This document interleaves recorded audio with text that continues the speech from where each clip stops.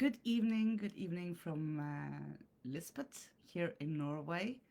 I am trying to go live both on our Facebook page and also in our group Back to Basics today to see if it's possible to stream in both places at the same time. I think hopefully it's possible.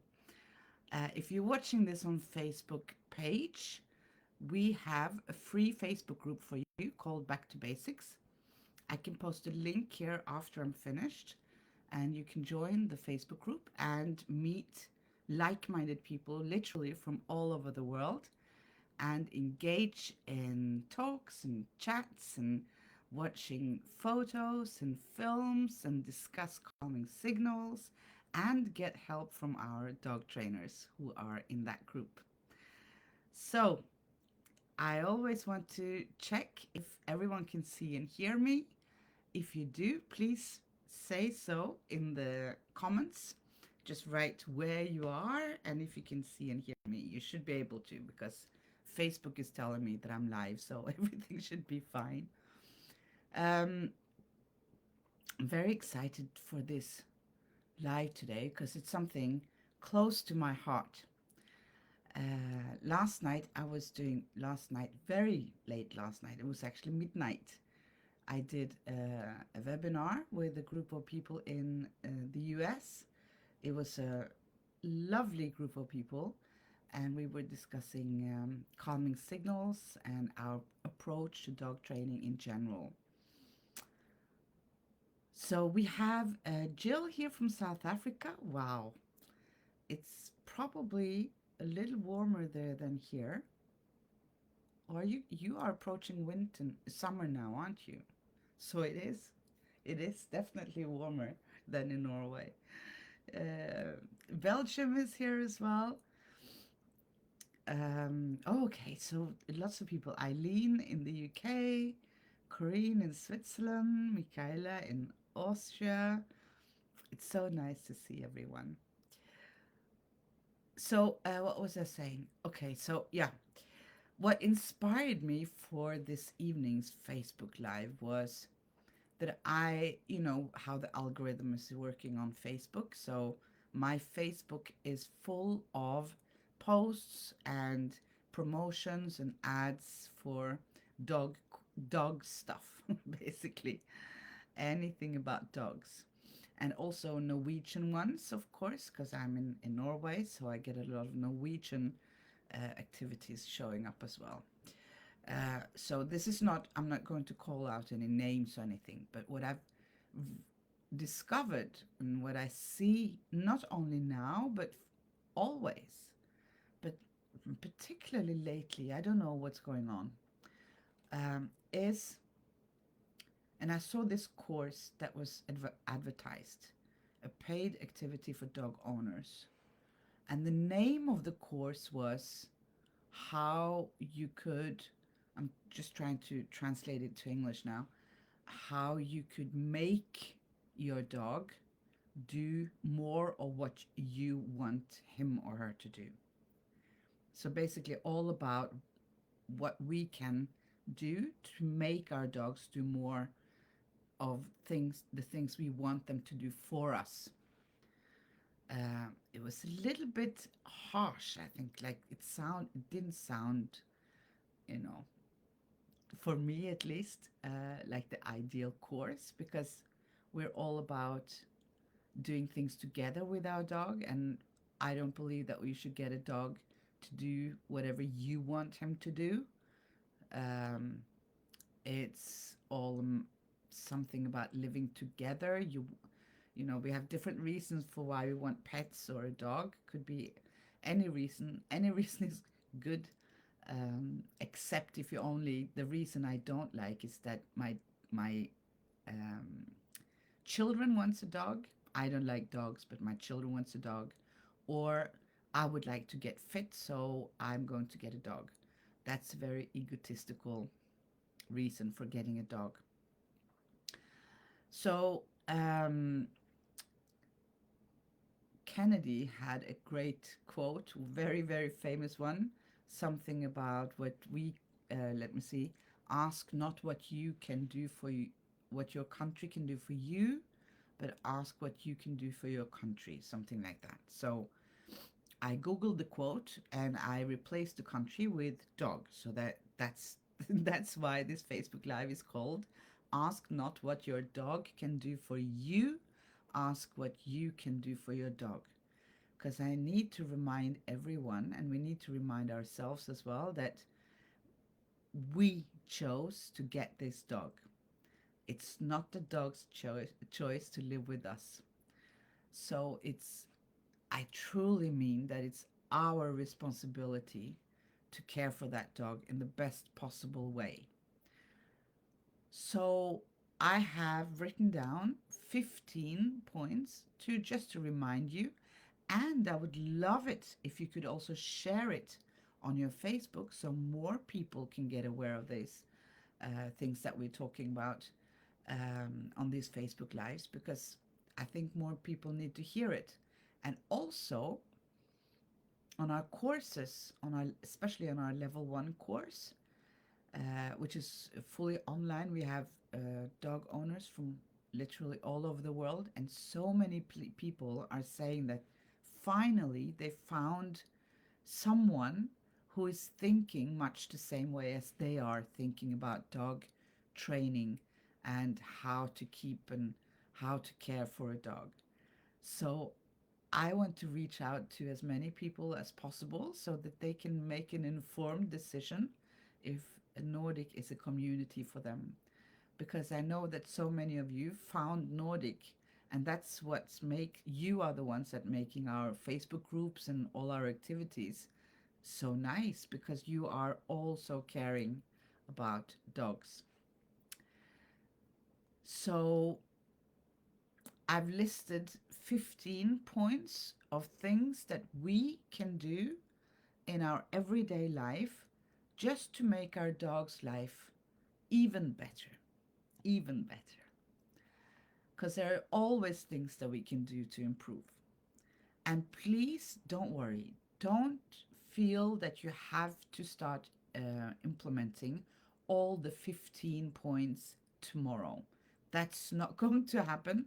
It's going to be overwhelmed. It's like, starting a diet on a Monday morning. By Tuesday, we're off the diet, most of us. Well, I'm speaking from my own experience at least. So if you can do one or possibly two things from this list to start with, that would be great. Your dog would love you for it. And there are easy things to do. And if you've followed my Facebook Lives for a while, I've done this for a couple of years now already, you probably heard most of these things before, but a good thing can never be said too often. And hopefully, we're reaching new people every time we're doing a Facebook Live. So these 15 points are ideas that reflects on Nordic dog trainer and our philosophy and our code of ethics. If you are interested in knowing more about our code of ethics, you can find them on the front page of our website. So we put a lot of work making, quite an extensive and precise code of ethics for what we are doing and how we're doing it, which makes Nordic different from a lot of other dog schools. So these are the 15 points in no particular order, though. It's not like the first one is the best and so on. They're all good to do whenever you can do them. So go back and revise this Facebook Live or take notes, put it in your calendar. If you do one of these things every week, you start changing your own behavior just step by step. That's the best way of doing it, to not overwhelm yourself. So the first thing is what we talked about during the webinar I was talking about last night that I did for some people in the US, and that is the importance of letting your dog finish sniffing when you're walking your dog. I'm going to refer your dog to him tonight. So instead of saying he and she, he or she, I will say him. It goes for, both he and she. So we were talking about that last night, the importance, and it's also done some research on this. That first of all, we need to let our dogs stop and sniff. The walks, I hope you agree with me that the walks is for your dog. The walks you have with your dog is mainly for your dog. So we should do things that your dog likes, obviously. If you want to go jogging or cycling or running or whatever you want to do, walk fast and not stop and let your dog sniff, or you want to go, for a walk to get your own exercise and it's annoying for you to stop, then do that after you do your walk with your dog. Okay?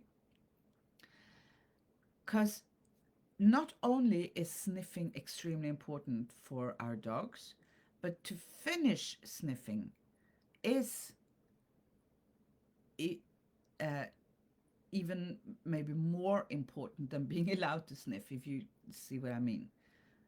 It's so important that they are able to finish sniffing when they started.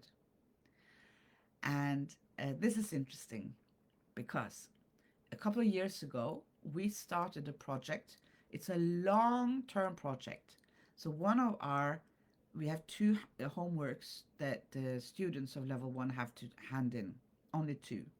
And one of them is to actually write down how many times their dog is stopping to sniff and for how long they're sniffing each time. So we're building up quite an extensive little study here with numbers from dogs, different breeds, different ages, all over the world. And I don't have these numbers in my head. Of course, I should have prepared better. Maybe I will even ask. I will. I will ask Elena and Lubo, who have been managing these numbers for years for level 1, to do a little live about them because they're very interesting. I will later this fall. Okay. So what we see is that dogs, they have the need to stop sniffing. We all know that. And I started this project because I was tired of hearing my clients saying, I don't have time to wait for my dog to finish sniffing because it can go on for hours. And people would exaggerate and say, well, 30 minutes, close to an hour, 20 minutes, And that's not true. We know that we're exaggerating. And it can feel like hours because you are late for work or for something else, or you just don't feel like stopping. So let's be honest with ourselves. Don't blame it on your dog. So the numbers show something very differently, that it's not hours. It's, in the worst case, it's minutes. But most of the sniffs are for seconds. So when our students are asked to write this down, we have, I can't remember now if it's, they tick off like less than 30 seconds, and then between 30 seconds and 1 minute, and then after 1 minute, and so on. But this is a very good live that we will do later this fall to give you all these exact numbers.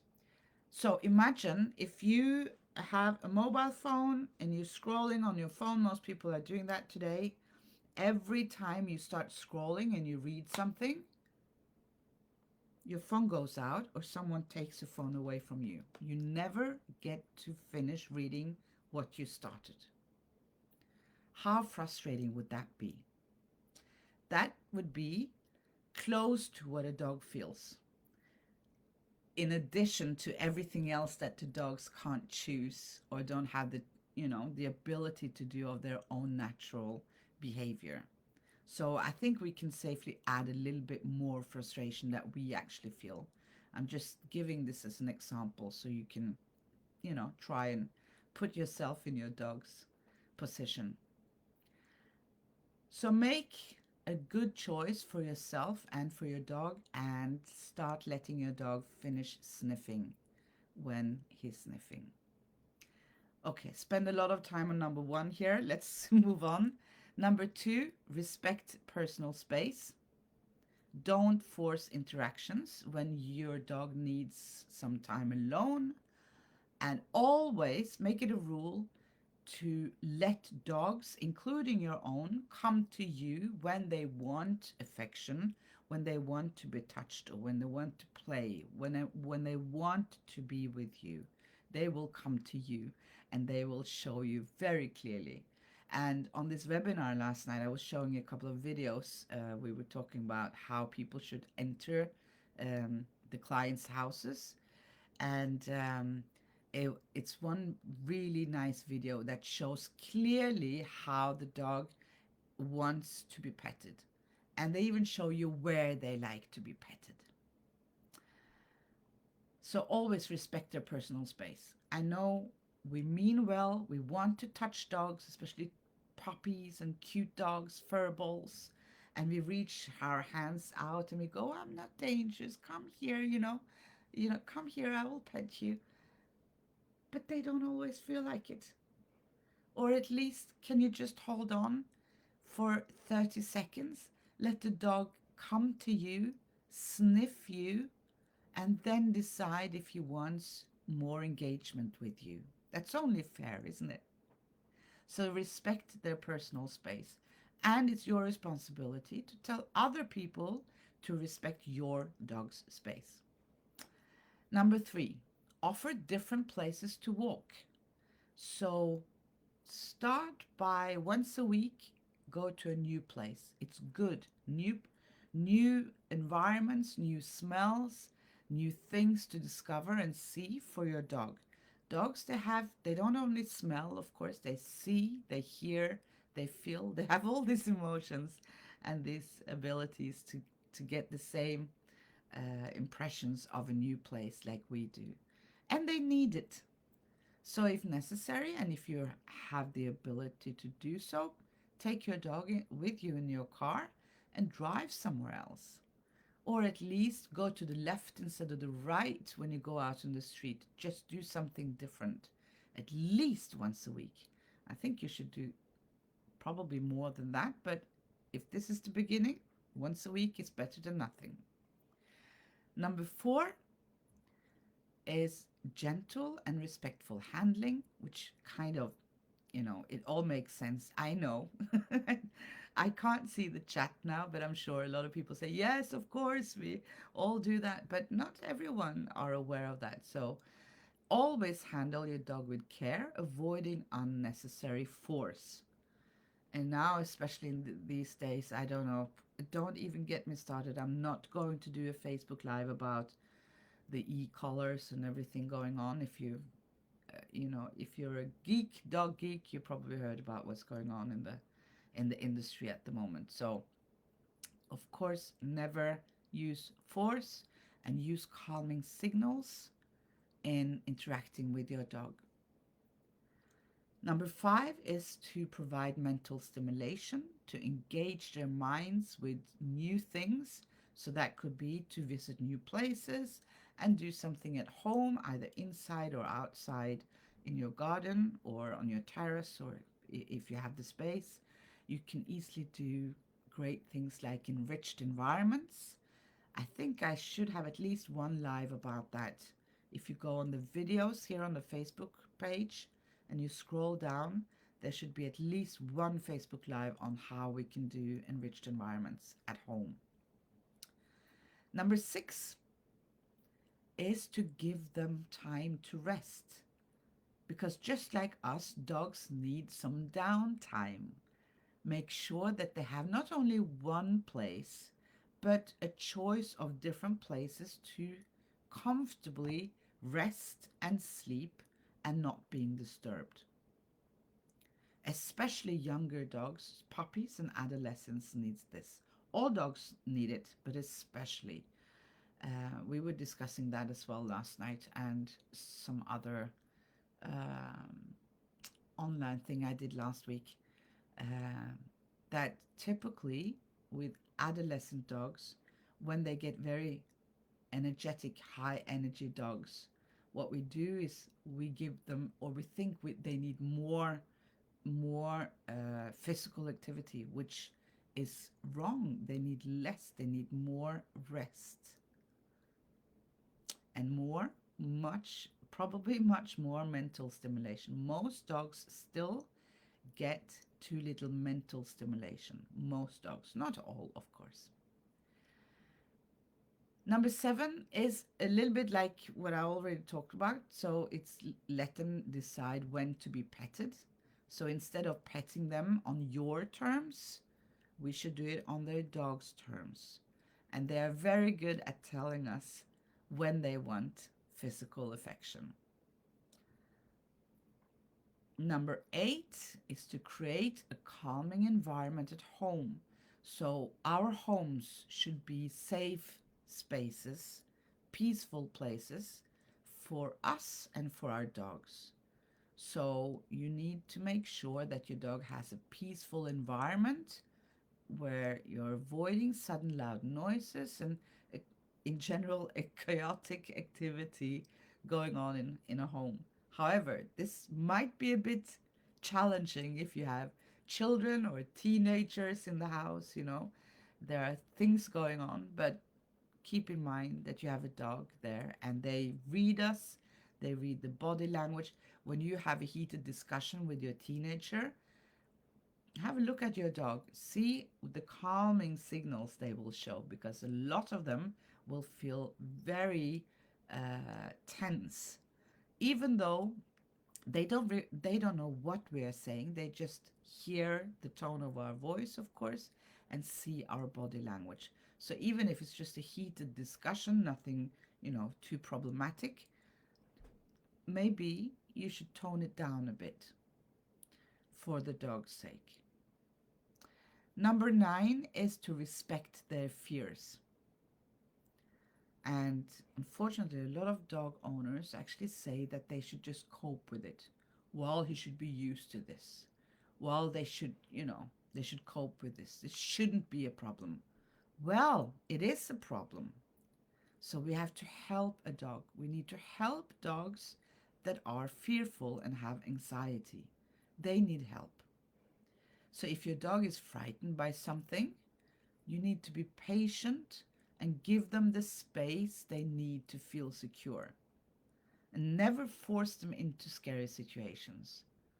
And if they feel fearful of something that, for example, cars, you need to do something about it. You need to help your dog. You actually need to do some work.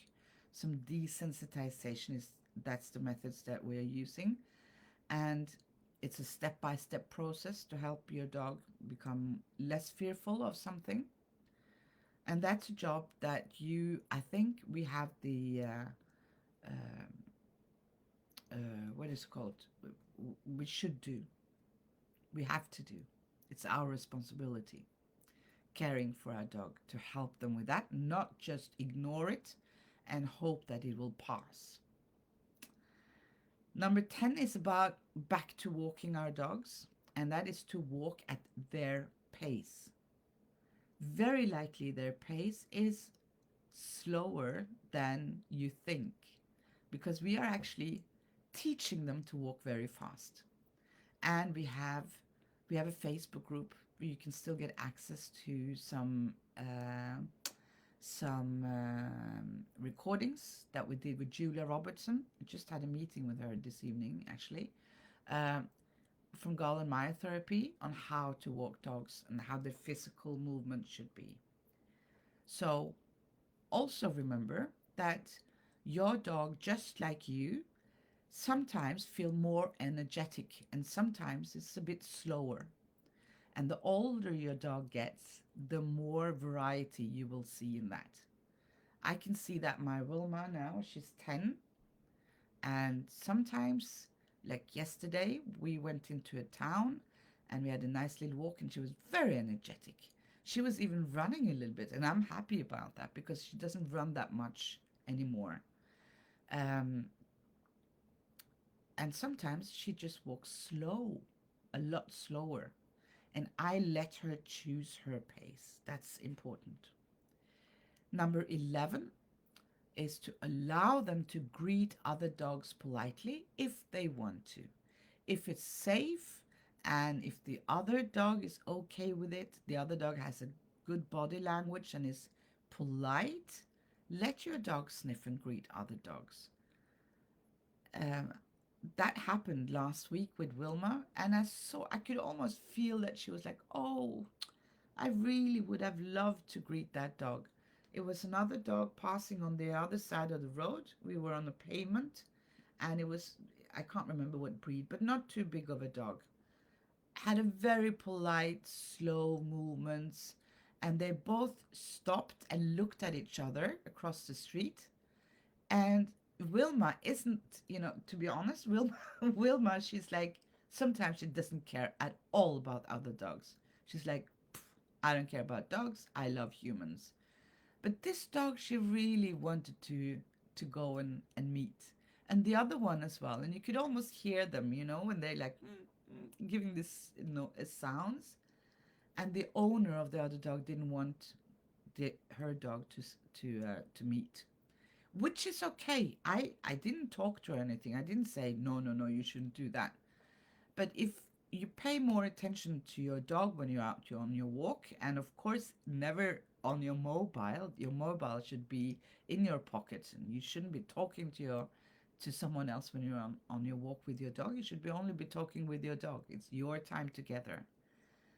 So these dogs, they just wanted to meet two friendly dogs, and it was nothing bad about it. They didn't pull the lead or anything, and the other dog followed the other woman across the street. And Wilma, she was just standing there for a few seconds looking at the dog and saw that they were passing by, and I could just feel for her. So, number 12, spend quality time together. Actually, we should learn to do more of nothing. And I love talking about that. I should have a Facebook Live about doing nothing. This is what I remember the most from when I did the education with Turid Rugaas, is that she was telling me that I had to learn to start doing nothing, which basically means to relax a little bit more, to be more mindful. Um, and it's so true. So I still love that, to learn to do nothing. And I think I'm not the only one. I think there's a lot of us out here that needs to learn to do nothing. So you can start by not scrolling or talking on your mobile when you are walking your dog. I leave my phone at home, but don't tell my doctor because it's a stupid thing for me to do, actually.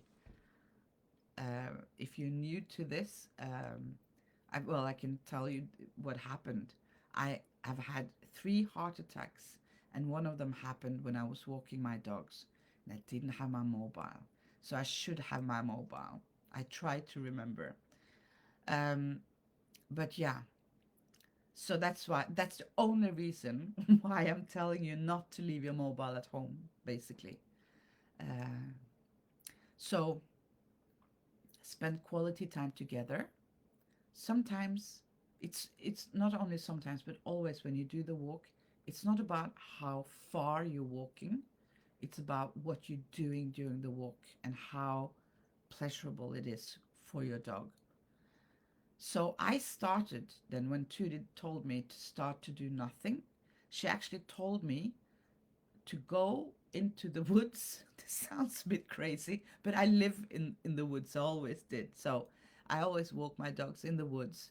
And she said, go into the woods and sit down. Just sit down somewhere because I'm lucky that I don't have to have my dogs on leash um, when we're in the woods. So she said, sit down and just don't do anything. I'm pretty good at mindfulness and being here and now, being present, but that just gave another dimension to it. You really should try it. Um, and then you can start observing your dog. If you're lucky to have a place, it doesn't have to be the woods, could be the mountains, the beach, a park, anywhere. if you can have your dog off leash or at least on a very long leash so you can observe your dog. It's a great pleasure to do so, and you learn so much more about your dog. So spend 10 minutes a day to do this for yourself and for your dog. Number 13 is to respect their body language. Again, it's about, you know, giving them space and not touching if they don't want and so on. So if your dog is signalizing discomfort through calming signals, we talked about them before as well, then listen to them and adjust the behavior accordingly, either your behavior or someone else's behavior. I know sometimes this is difficult because if you're walking our dogs and some people come up to us and would like to pet our dogs, it's hard sometimes to say no, and we want to be polite to the people. But first, and this is, I think, your duty, you should look at your dog. I always do that, and I say very politely, okay, let me check with my dog if it's okay for you to pet him. And I look at my dog, and I can very clearly see if he wants to be petted or not. And especially with kids, this is wonderful because kids, they are so much nicer to talk to about these things than adults. They think they know, right? So you can use this as a learning experience as well for your dog to get used to kids, because the kids, you can actually tell what to do, how to position themselves, and all these kind of things to make it a nice experience for your dog and for the child. If you can do that with a adult human, that's fine too, but it's easier with children. 14 is to encourage gentle exploration. So if your dog is hesitant about anything in the environment, like a statue or some objects that you're passing by, give them time. Don't give them treats. Give them time to explore at their own pace. If they want to go ahead and go walk closer to the object, that's fine. If they don't want, don't push them, because that's giving a choice. And a choice is so important, choices in general, to build confidence. So if we don't push them or lure them to do something, then they will more quickly become more confident, and then later approach this object.